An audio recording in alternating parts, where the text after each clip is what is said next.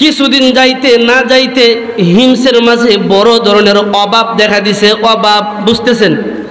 এত অভাব, মানুষের ঘরে 2 দিন চলে যায়, 3 দিন চলে যায়, খাদ্য নাই। খাদ্যের অভাবে হিমসের মানুষগুলি বড় অসহায় হয়ে গেছে। হিমসের প্রধান সাইদ ইবনে আল জুমাহি একটা চিঠি লিখছে খলিফাতুল মুসলিমিন উমরের বরাবর। চিঠির মাঝে লেখছে, ও খলিফাতুল মুসলিমিন, আমার হিমসবাসী বড় অভাবে পড়ে গেছে, বড় পেরেশানিতে পড়ে গেলাম। আমার দেশে খাদ্যের বড় অভাব, আমার দেশে খাদ্য নাই, কিচ্ছু নাই। পারেন তো আমার দেশে কিছু সহযোগিতা করেন, সরকারি তহবিল থেকে হিমসে কিছু ত্রাণ পাঠান। আমরা যখন বাংলাদেশ বন্যায়, বাংলাদেশ মাঝে সুনামগঞ্জ আগায়, তো সুনামগঞ্জ আগাইলি লাইব গিয়া কই আমরা তো বিপদে আছি, যারা পারো আমরা হেফাজত করো, অন্যরা বললে আমরা যাই না। বুঝেন না আমার কথা? আমরা আগে লাইব, যারা পারো আমরা সহযোগিতা করো, এটাই তো নিয়ম। একজনের জন্যই তো আরেকজন। হিমসের প্রধান সাইদ ইবনে আমির আল জুহানি আল্লাহর বান্দা একখানা চিঠি লিখলো, ও আমাদের রাষ্ট্রপ্রধান, আমার দেশ, আমার দেশের জনগণ বড় অভাবে আছে, ত্রাণের প্রয়োজন। সরকারি থেকে, সরকারি তহবিল থেকে কিছু ত্রাণের ব্যবস্থা করেন।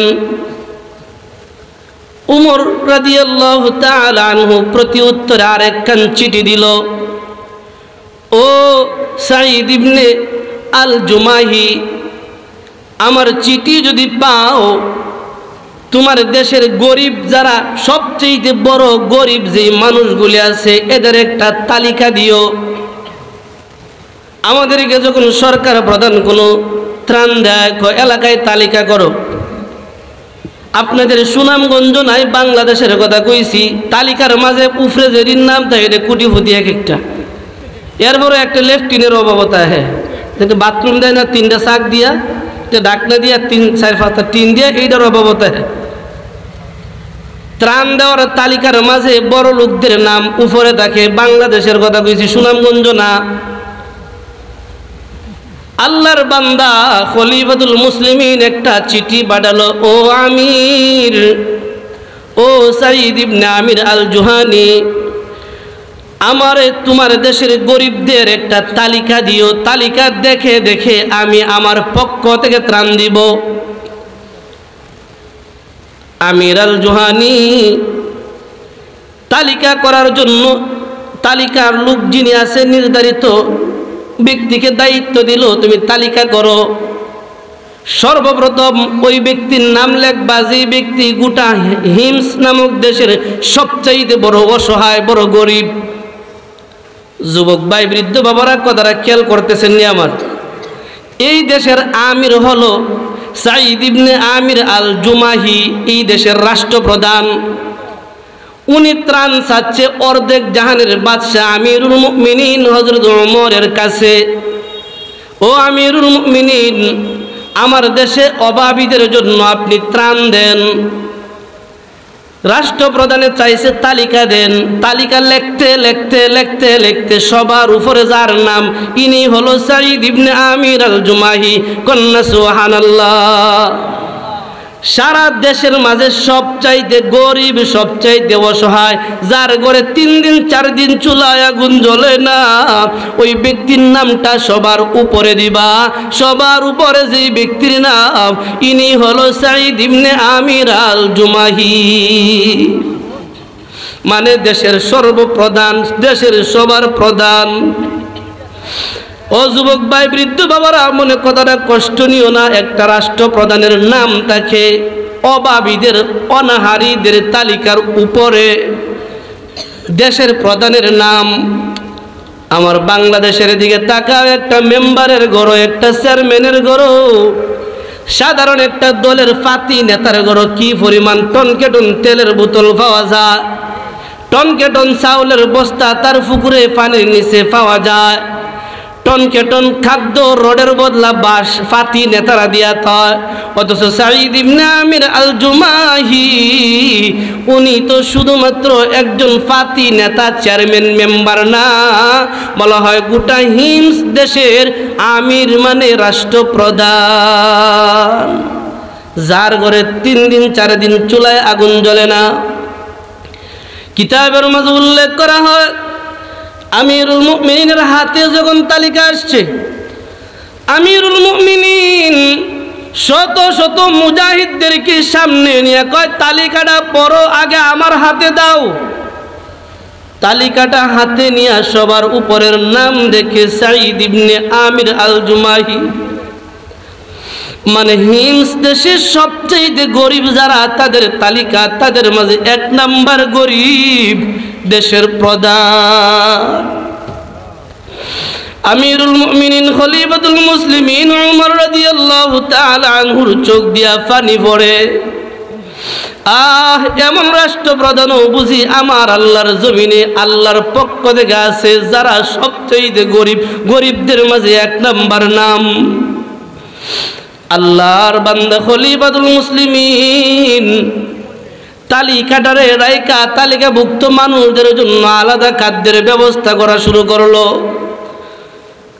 সাঈদ ইবনে আমির আল জুমাহির জন্য আলাদা কিছু স্বর্ণ মুদ্রা, রূপ্য আলাদা একটা প্যাকেট করেছে, বলছে এটা নিয়ে যাও, তার জন্য আলাদা হাদিয়া, দেশ থেকে হাদিয়া। খলিফাতুল মুসলিমিন যখন হাদিয়া পাঠাইয়া দিল, হাদিয়াটারে লইয়া রাষ্ট্রপ্রধান সাঈদ ইবনে আমির আল জুমাহির দেশে যখন ঢুকলো, তার সামনে গিয়ে দাঁড়ালো। আমার কথা বুঝতেছেন আপনারা? অসুবিধা হইতেছে? আল্লাহর বান্দার সামনে নিয়ে গোটা দেশের তালিকাভুক্ত খাদ্য রাখলো। আলাদা যেই প্যাকেটটা আনছিল, যেই বস্তাটা আনছিল, বলল এইটা আপনার জন্য স্পেশালি আমাদের রাষ্ট্রপ্রধানের পক্ষ থেকে হাদিয়া। এ যুবক ভাই, দুনিয়াটারে তারা কত পরিমাণ ভয় পাইছে, এমনি আল্লাহ বলে নাই ওয়াইদা কিলা লাহুম আমিনু কামা আমানান নাস।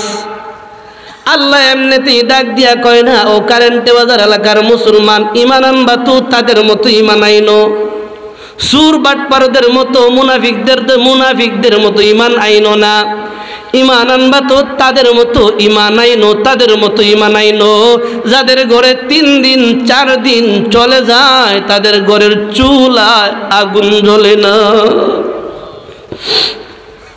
আল্লাহর বান্দা খলিফা, গোটা হিমস দেশের রাষ্ট্রপ্রধান সাঈদ ইবনে আমির আল জুমাহি বস্তার মুখটা, প্যাকেটের মুখ কাটা কইলা চিল্লানি দিয়া কয় ইন্না লিল্লাহি ওয়া ইন্না ইলাইহি রাজিউন।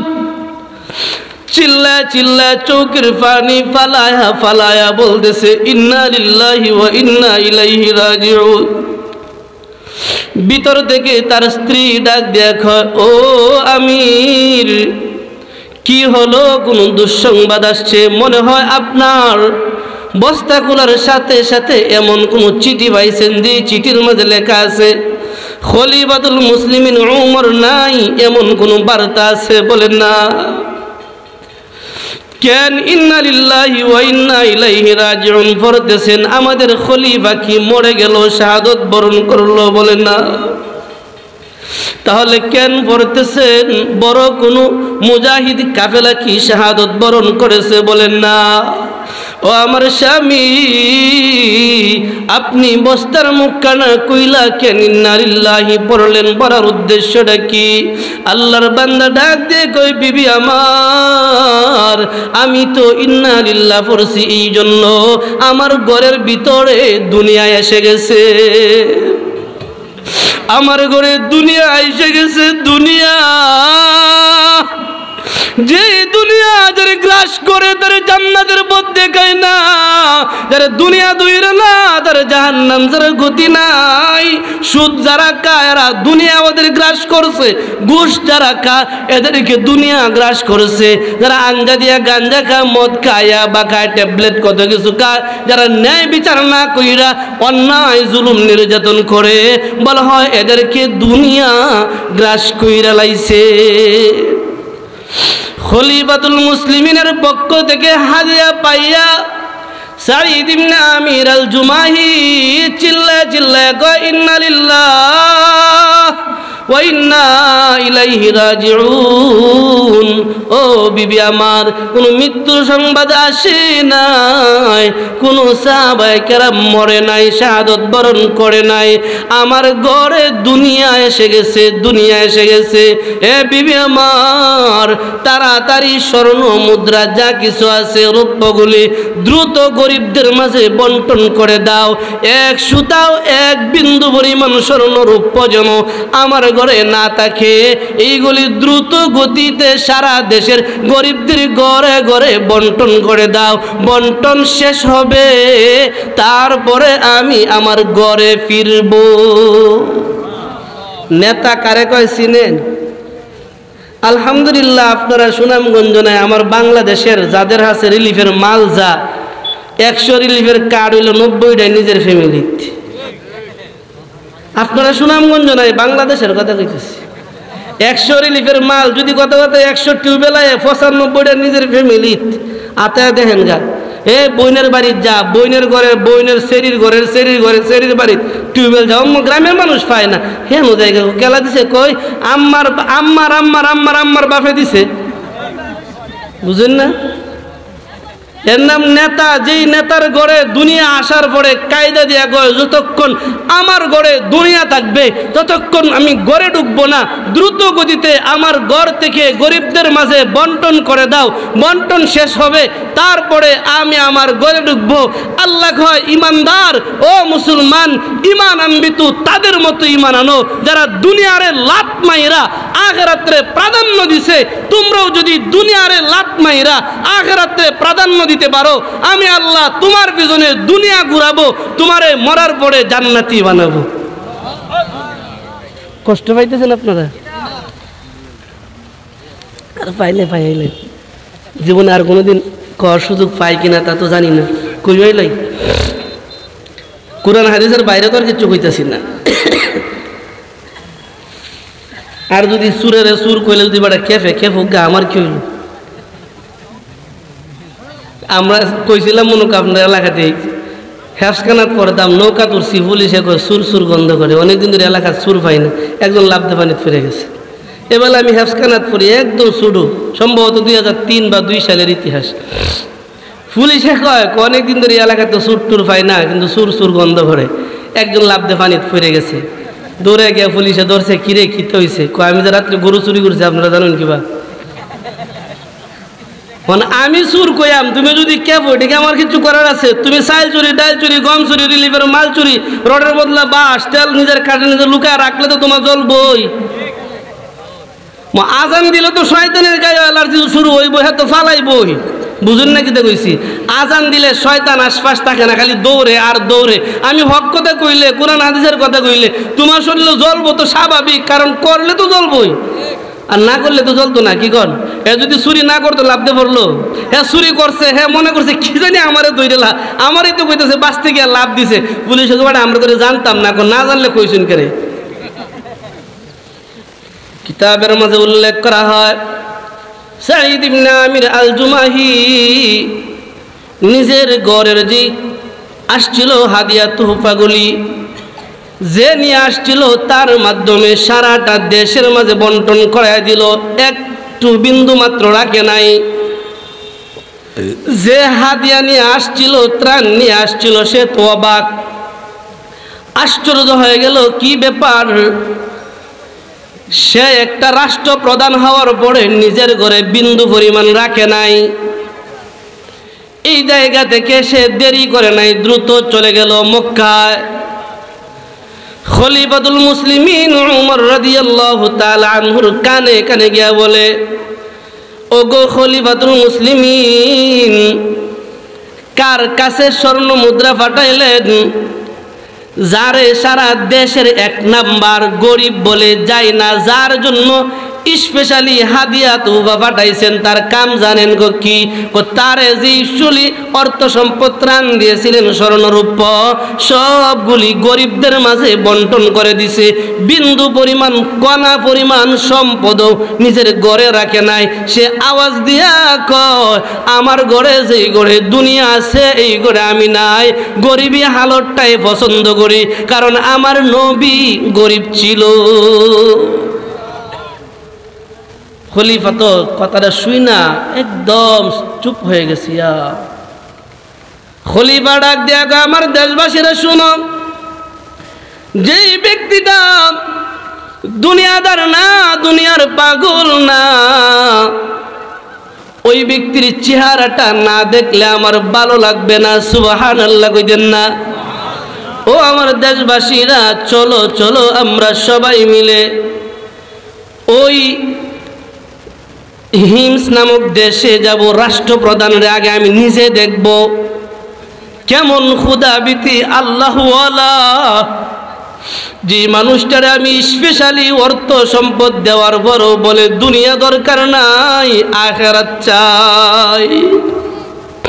খলিফা বলে চলো, রাষ্ট্রীয়ভাবে চলো। এমন হয়ে গেল অর্ধেক জাহানের বাদশা খলিফাতুল মুসলিমিন ওমর আসছে। ওমর হিমসের মানুষগুলির মাঝে আলাদা একটা আনন্দ। এ অর্ধেক জাহানের খলিফা আসছে, রাষ্ট্রপ্রধান আসছে, তারে দেখব সে কেমন মানুষ, তার চেহারাটা আমরা সবাই মন ভরে দেখব। রাষ্ট্রীয়ভাবে স্টেজের ব্যবস্থা করা হলো, মঞ্চ তৈরি করা হলো, 2টা চেয়ার রাখা হলো, একটা হলো উমরের আর একটা হলো সাঈদ ইবনে আমির আল জুমাহির 2টা চেয়ার। রাষ্ট্রীয়ভাবে এলান, রাষ্ট্রীয়ভাবে সফর। উনি ওনার সাথে যাদেরকে নেওয়া লাগে নিয়ে ঢুকলো হিমসে। দেখে লাখো লাখো মানুষগুলি আমিরুল মুমিনিনের অপেক্ষার প্রহর গুনছে। খলিফাতুল মুসলিমিন উনি ওনার চেয়ারের মাঝে বসছে, পাশে আছে সাঈদ ইবনে আমির আল জুমাহি বসা। লাখো লাখো মানুষদের সাথে কৌতুককথন হলো, মত বিনিময় হলো। আমিরুল মুমিনিন আমিরের চেহারা দেখা তো আশ্চর্য হয়ে গেল। এত সাদা মাটা একটা মানুষ, যার ভিতরে দুনিয়ার লোভ নাই। সুবহানাল্লাহ কইতেন না? আল্লাহর বান্দা খলিফাতুল মুসলিমিন সামনে লাখো লাখো মানুষগুলোর ডাক দিয়া কয়, ও লাখো মুসলিম জনতা,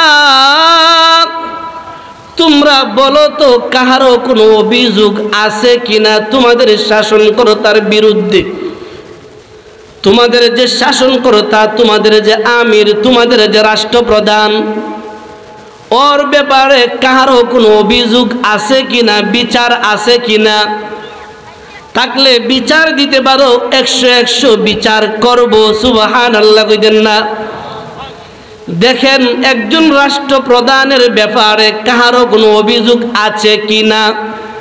রাষ্ট্রপ্রধানের সামনে নিয়ে লাখো লাখো জনতারে প্রশ্ন করে বলে, ও হিমসের লাখো জনতা, কাহারও যদি তোমাদের রাষ্ট্রপ্রধানের ব্যাপারে অভিযোগ থাকে যে সে কেন ওই দল করে না এই দল করে, আমার শত্রু দলের মানুষকে জেলখানায় বড়, কেন হেফাজত করে তাড়াতাড়ি জেলখানায় বড়, কেন সাত বাহিনী করলাম না মামলা দিয়া জেলে বড়, কেন মাজারের বিরুদ্ধে কথা কইলাম মামলা দিয়া জেলে বড়, কেন বিএমপি করি না, কেন আওয়ামী লীগ করি না তাড়াতাড়ি মাজারে বড়, বলো তো এমন কোন অভিযোগ আসেনি যে রাষ্ট্রপ্রধানরে দাওয়াত না দেওয়ার কারণে তোমাদের মজমাটা বন্ধ হয়ে গেছে? এমন কোন অভিযোগ আসেনি? লাখো জনতা একসাথে চিল্লানি দিয়া ডাক দেয়া কয়, আমিরুল মুমিনিন, আমরা রাষ্ট্রীয়ভাবে ঘোষণা দিচ্ছি আমাদের আমিরের প্রতি কোনো অভিযোগ আমাদের নাই। এরপর একজন দাঁড়াইছে, একজন দাঁড়ায় কয়, আমির একটা অভিযোগ। কি অভিযোগ? ও আমিরুল মুমিনিন, আমাদের রাষ্ট্রপ্রধানের একটা প্রশ্ন করেন আমাদের সামনে, উনি দিনের বেলা আমাদেরকে খেদমত করে আমাদের সময় দেয়, ফজর থেকে সন্ধ্যা পর্যন্ত উনারে আমরা পাই, যে কোনো জরুরতে আমরা পাই, যার যা কিছুর প্রয়োজন সরাসরি তারে পাই। সুবহানাল্লাহ কইতেন না? একটা মেম্বাররে ধরতে গেল 3 ফাতি নেতারে 2 রেজা ধরন লাগে, বুঝছেন নাকি? দেখছি মেম্বারের কাছে গেল 3-4 জন ফাতি নেতারে দইরা, সাইম সারে দইরা পরে যাওয়ার লাগে, কত বড় পদবি হইছে। আর রাষ্ট্রপ্রধান তারা কয় আমরা যখন মনে চা যেমনে মনে চা এমনে পাই। আল্লাহ কি এমনি কইছে ওয়াইদা কিলা লাহুম আমিনু কামা আমানান নাস, তাদের মতো ঈমান আইনো।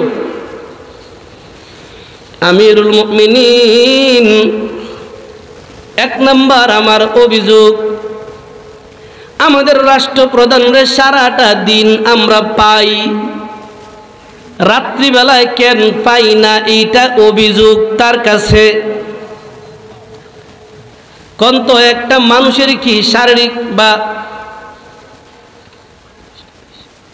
আপনারা সমস্যা চলতে থাকুন, আচ্ছা চলতে থাক, আইলি আপনারা মনে খারাপ লাগতেছে, বুঝতে লাগছে?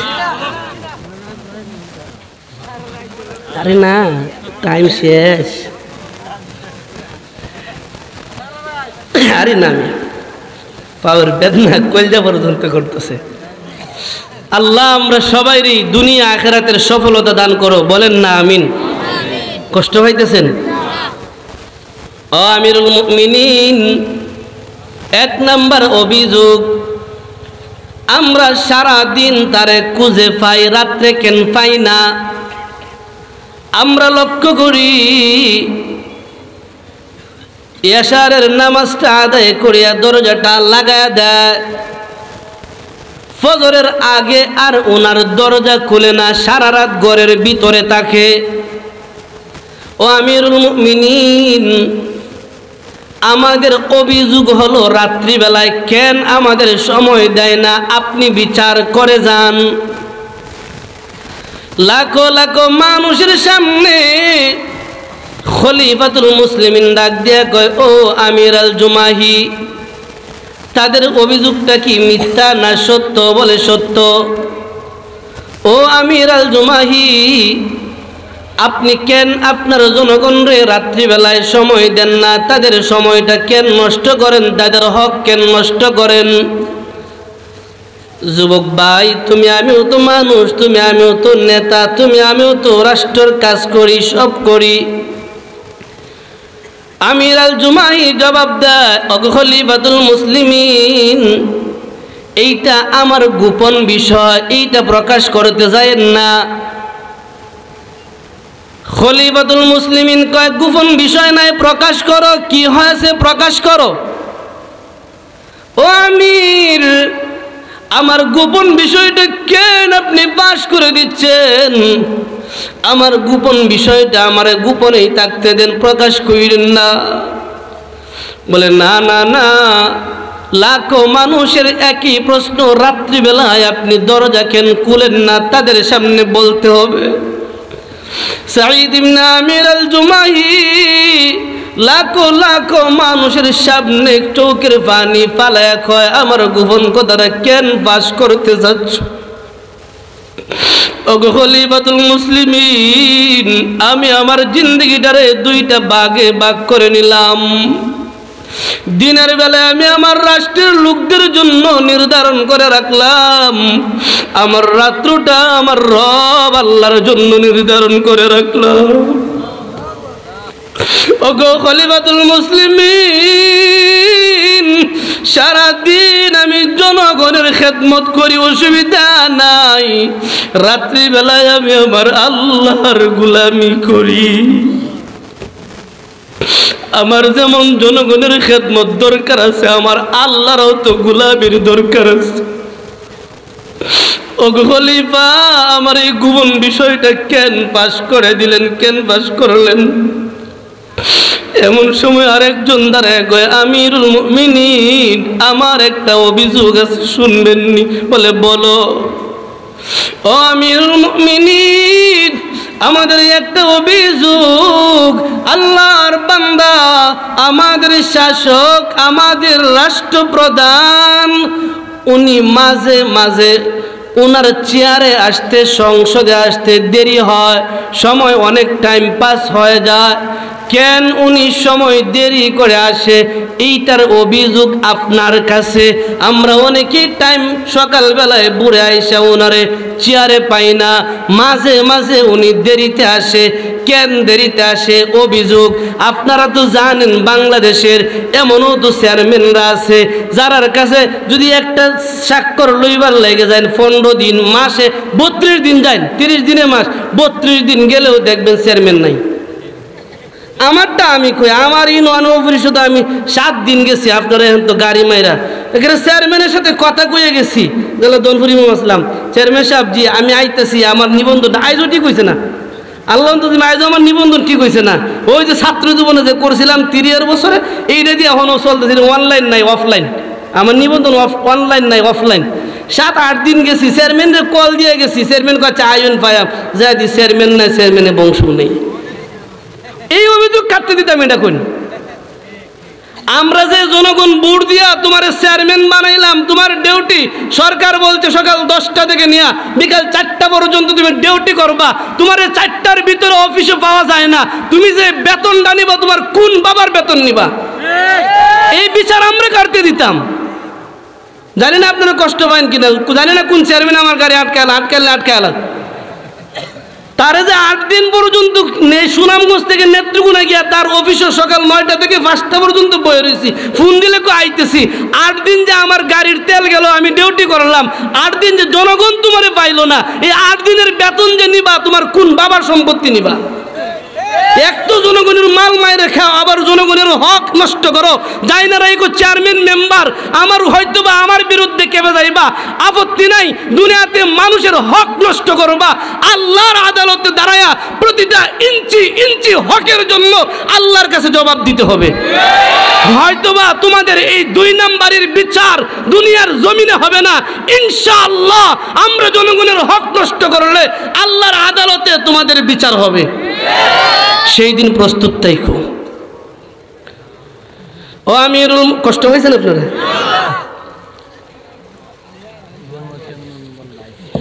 আলহামদুলিল্লাহ এই নয় চেয়ারম্যান মেম্বার নাই, দোয়া করি আল্লাহ ন্যায় পরে মেম্বার চেয়ারম্যান হিসেবে কবুল করুক, কন্যা আমিন। আল্লাহ আমরা বাংলাদেশে একজন ইনসাফকারী ন্যায় পরায়ণওয়ালা বাদশাহ তুমি কবুল করো, বলেন না আমিন। ওগো আমিরুল মুমিনিন, বিচার দিলাম আমরা মাঝে মাঝে আইসা আমাদের খলিফাকে পাই না, উনি আসতে দেরি হয়, দেরি হওয়ার কারণে আমাদের কষ্ট হয়। বিচার দিলাম, বিচার করেন, বুঝতেছেন না আমার কথা? অর্ধেক জাহানের বাদশার কাছে হিমসের দেশের বাদশার বিরুদ্ধে বিচার দে সামনে বসায়া, আমরা ডির বিরুদ্ধে দিলে তো আগে করবো 12 নেন তো, মানে হ্যাঁ 12 আগে হ্যাঁ শেষ করে লেখ।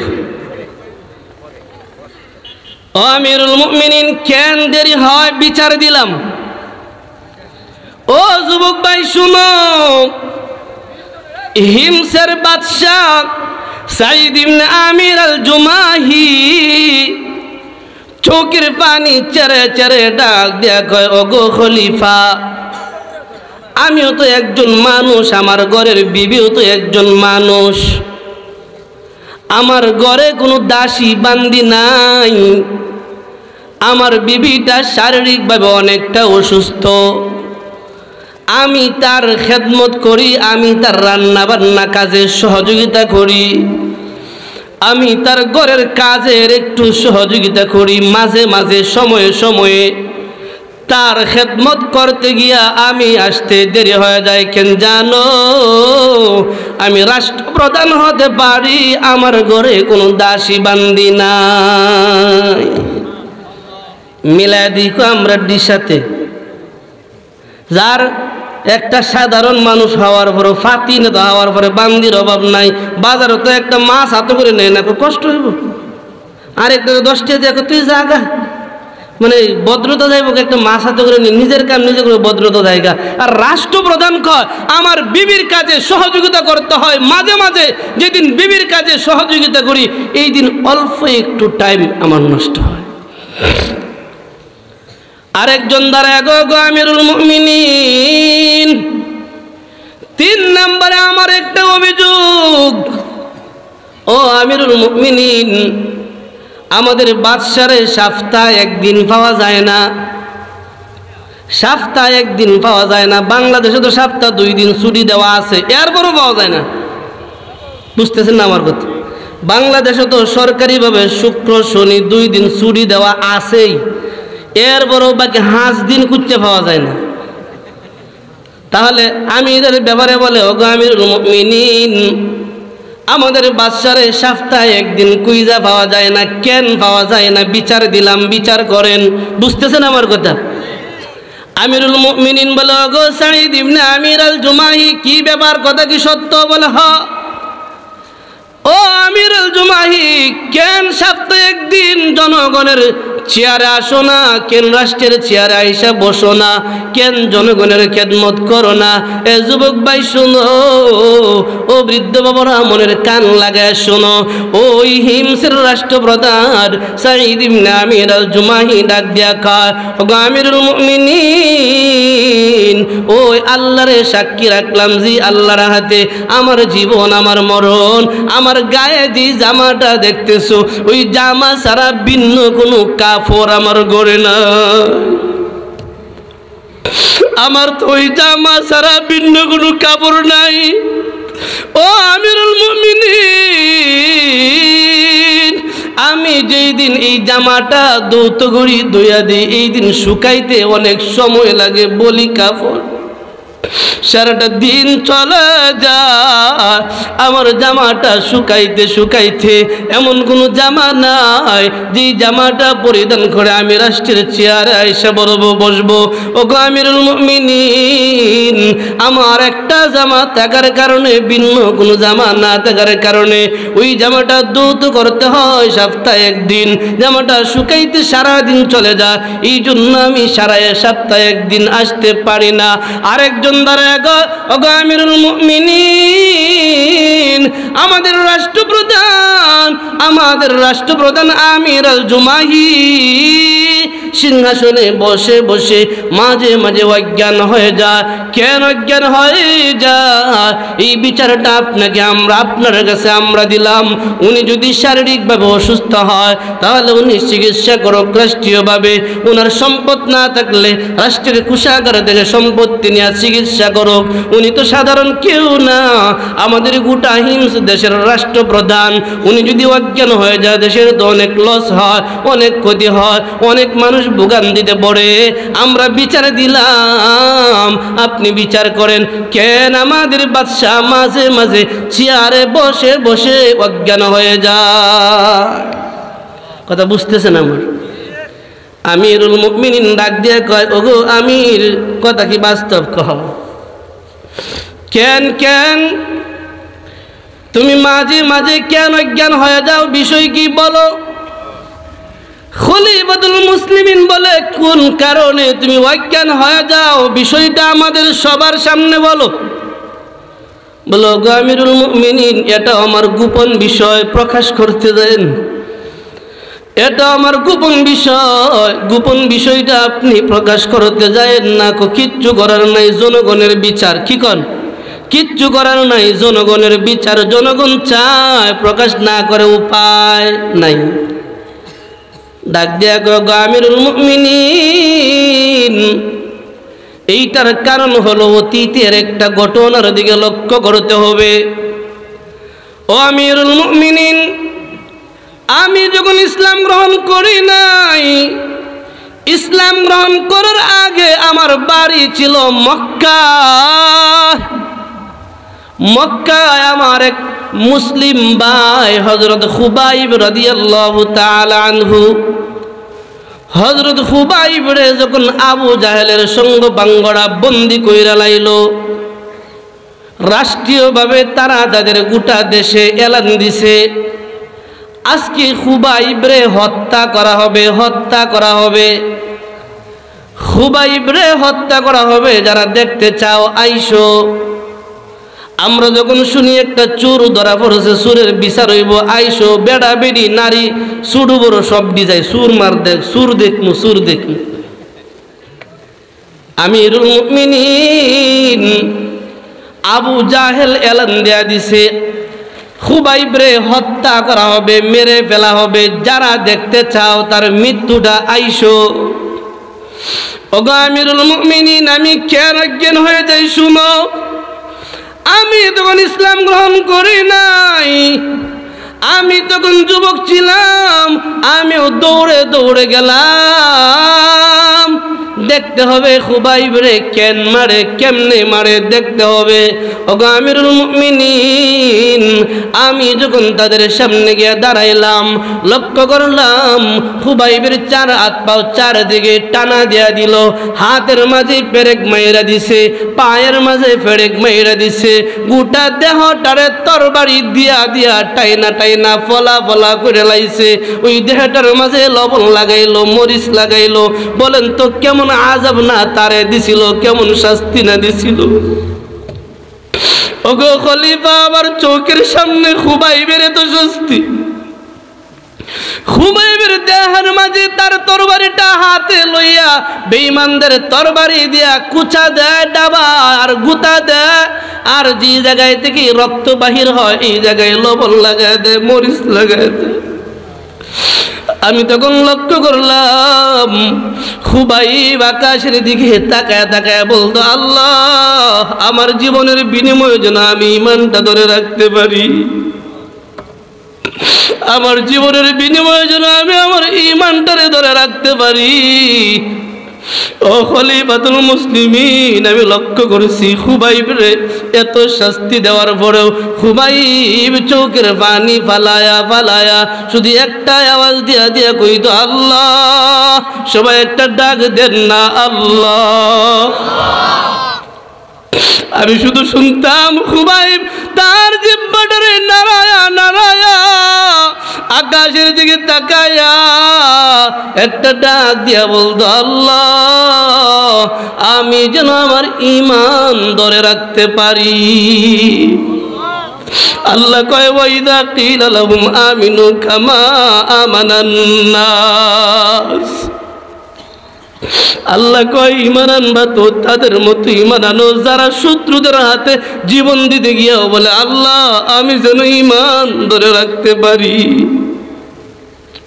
ওগো খলিফাতুল মুসলিমিন, আমি লক্ষ্য করলাম চার হাত পাও চার দিকে টানা দেওয়ার পরে তারা এত শাস্তি দেয়, গলার মাঝে তাদের তরবারিটা ধরে রাখছে।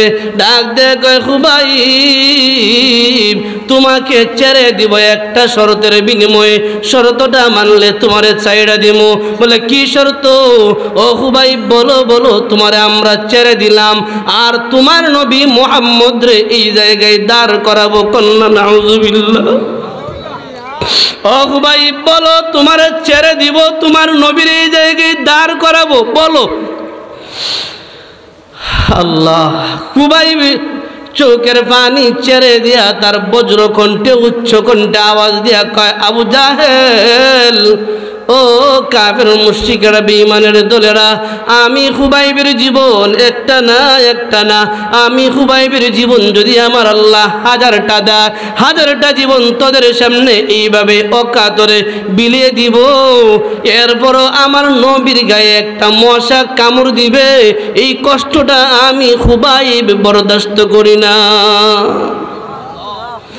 জানো খুবাইব তখন কি জবাব দেয়? ও গো আমিরুল মুমিনিন,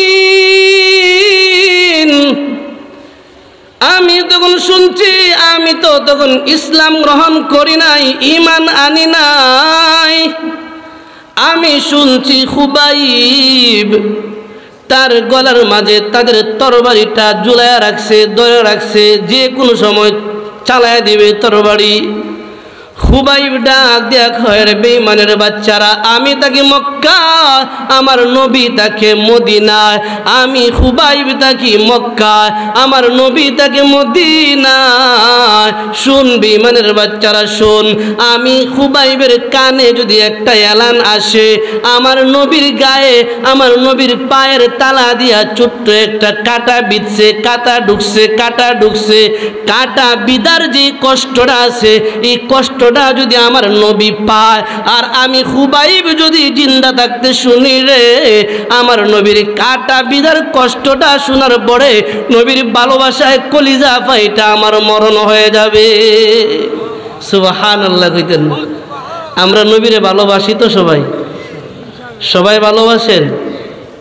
বুঝেন নাই? সবাই ভালোবাসেন? কারা কারা ভালোবাসেন হাত উঠান তো।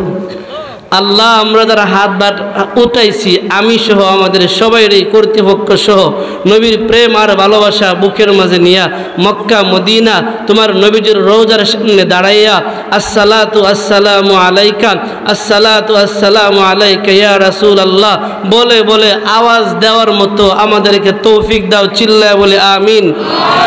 কষ্ট পাইছেন? কষ্ট পাইছেন? এই দোয়া সবাই করতো, নাহলে খুইরে গেছি গা। বিশ্বাস করেন, মনে প্রচুর কাঁদে মদিনায় যাইতাম, কিন্তু আল্লাহ সামর্থ্যবান এখনো বানাই নাই। দোয়া করি আল্লাহ আমি সহ আমাদের সবাইরই যেন মক্কা মদিনা জিয়ারত করার তৌফিক দে। বলেন না আমিন। খারাপ লাগতেছে আপনারা?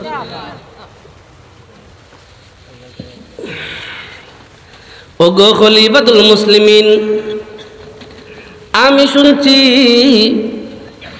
খুবাইবের গলার মাঝে তরবারিটা আছে, তার গোটা দেহ থেকে রক্ত অজরে পড়তেছে, অজস্রভাবে রক্ত পড়তেছে, ফুটা ফুটা রক্ত পড়তেছে। যে কোনো সময় তারে মেরে ফেলবে। সে যদি ওই সময় কথাটা একটু বলতো এইভাবে, আমারে সাইরা দে, আমার নবীরে ফাইলে করিস, ফাইলে পরে করিস। আমার নবীরে তো পাইতো না, এই শাস্তি দিতেও পারতো না। যদি এইভাবেও বলতো ফাইলে দাঁড় করাইস, তাহলেও তারে ছেড়ে দিত। কিন্তু ওই খুবাইব, আমার নবীর প্রেম আর ভালোবাসা তার অন্তরের মাঝে এত আছে, আমার নবীরে একটু পাইলে শাস্তি দিবে, এই কথাটাও বরদাস্ত করতে পারে নাই। আমি দেখছি আমার খুবাইবের গলায় যখন চুরি চালা, আমার খুবাইব তখন চিল্লায় চিল্লায় বলছে, আল্লাহ আমার জীবনটা তোমার জন্য দিয়া দিচ্ছি, আমার জীবনটা তোমার নবীর জন্য দিয়া দিচ্ছি। আল্লাহ হাসরের ময়দান যেই দিন কায়েম হবে, সেই দিন যেন তোমার নবী আমারে শাফায়াত করে, সেই দিন যেন তোমার দিদার পায়। আল্লাহ ঈমান লইয়া যেন তোমার আদালতে দাঁড়াইতে পারে। ওগো খলিফাতুল মুসলিমিন, আমি তো মাঝে মাঝে অজ্ঞান হয়ে যায়। এই জন্য অজ্ঞান হয়ে যায়, কি জানি আমার মরণের সময় ইমান নসিব হয় কিনা। চিন্তা করেন, যে ব্যক্তিটা সারা রাত সেজদায় পড়ে পড়ে আল্লাহরে ডাকে, যে ব্যক্তিটা একটা রাষ্ট্রপ্রধান হওয়ার পরে তার ঘরে খাদ্য নাই, যে ব্যক্তিটা রাষ্ট্রপ্রধান হওয়ার পরে গরিবদের মাঝে এক নম্বরে নাম তার, ওই খুবাইব বলে, গো আমির আল জুমাহি ডাক দেয়া কয়, গো আমিরুল মুমিনিন, আমি তো মাঝে মাঝে অজ্ঞান হয়ে যায়। এই জন্য কি জানি দুনিয়া আমারে গ্রাস কইরা লয়, দুনিয়া আমারে গ্রাস করার কারণে আমি দুনিয়ার প্রেম ভালোবাসায় পড়ে আখিরাত ভুইলা যায়। আমি যেন আখিরাত না ভুলি, এই জন্য আমি আমার আল্লাহরে ডাক দিয়া অজ্ঞান হয়ে যাই, কি যেন আমি ঈমান হারাইনি, আমার মরণ হয়। আল্লাহ তোমার কুদরতি পায়ে ধরে আমি সহ আমাদের সবাইর ঈমান আর নেক আমল ওয়ালা জিন্দেগি দাও, সবাই বলে আমিন। আল্লাহ বলে, বান্দা ওয়াইদা কিলা লাহুম আমিনু কামা আমানান নাস, ঈমান আনবি তো আমার ওই বান্দাদের মতো ঈমান আনবি যারা মৃত্যুর মুখোমুখি দাঁড়িয়েও তাদের ঈমান ছাড়ে নাই, যারা তাদের জীবনটারে শত্রুদের হাতে দেওয়ার যাওয়ার পরেও ঈমান ছাড়ে নাই। আল্লাহরে যদি বলি আল্লাহ আমরা কাদের মতো ঈমান আনবো, আল্লাহ বলে রাদিয়াল্লাহু আনহুম ওয়া রাদু আনহু, কন্যা সুবহানাল্লাহ। ঈমান আনো তাদের মতো ঈমান আনো যাদের প্রতি আমি আল্লাহ সন্তুষ্ট, যারা আমার প্রতি সন্তুষ্ট, যাদের প্রতি আমি আল্লাহ সন্তুষ্ট, যারা আমার প্রতি সন্তুষ্ট, ওদের মতো ঈমান আনো। আল্লাহ ওরা কারা? রহমাতুল লিল আলামিন কয় ওই দলটা হলো আমার সাহাবায়ে কেরাম। ভাই সাহাবাদের সমালোচনা করে লাভ নাই। অনেক মানুষ আছে সাহাবায়ে কেরামদের ভুল ধরে। আরে বাবা সাহাবায়ে কেরামদের ভুল ধরে লাভ নাই। রহমাতুল লিল আলামিন কয় আমার এক একজন সাহাবী আকাশের এক একটা তারকার মতো, নক্ষত্রের মতো। সুবহানাল্লাহ কইতেন না? আগেকার জামানায় মানুষগুলি তাদের ভালো মন্দ নির্ণয় করতো আকাশের তারকার দিকে তাকায়া। যেমন আপনারা জানেন, সময় নাই আপনাদেরকে সংক্ষেপে একটা বিষয় বুঝায় দেই। মুসা পয়গম্বর যখন দুনিয়াতে পদার্পণ করবে, ফেরাউনের কানে কানে পণ্ডিতেরা ডাক দিয়া কয় ও আমাদের ফেরাউন, একজন শিশু আসবে দুনিয়ায় যার নাম মুসা। ওই মুসা আইসা আপনার রাজত্বটারে ধ্বংস করে লাইব। ফেরাউন কয় খে মুসা কে? কই তো আকাশের তারকা। কয় আজকে রাত্রে মার ফেরো যাইব, মানে বাবা এবং মা মিলিত হইব, আজকে রাত্রে যাইব। আচ্ছা এই কথা, তাহলে আজকের লাইগা বেড়া বেড়ি এক কারণ নিষেধ। সারা দেশ যদি কেউ মিলিত জামাইব দুইটারে ফাঁসি। বলেন তো আল্লাহ যদি চায় আসবে দুনিয়ার কেউ ফিরাতে পারবে? পরের দিন আকাশের তারকার দিকে তাকায় কয় ফিরে কি হইল? গেছে গা তো মার ফেটো। সুবহানাল্লাহ কইতেন? মার ফেটো গেছে গা। আচ্ছা গন্তে থাক, দেখতে থাক, যেই মহিলার ফেটো বাচ্চা দেখবি মাইরা লাইবি, মা সহ মাইরা লাইবি। বলা হয় একদিন হঠাৎ করে ডাক দেয়া কয় ও আমাদের ফেরাউন কি? আজকে দুনিয়াত আইব, দুনিয়াত আইব। তাহলে দেখো যত বাচ্চা জন্ম নেয় সব মারো। তাফসীরের কিতাবের মাঝে উল্লেখ করা হয় ফেরাউনের নির্দেশে একদিনে 90,000 শিশু মারছে। কন্যা নাউজুবিল্লাহ। একদিনে 90,000 শিশু মারছে ফেরাউন। এরপরও মুসারে মারো।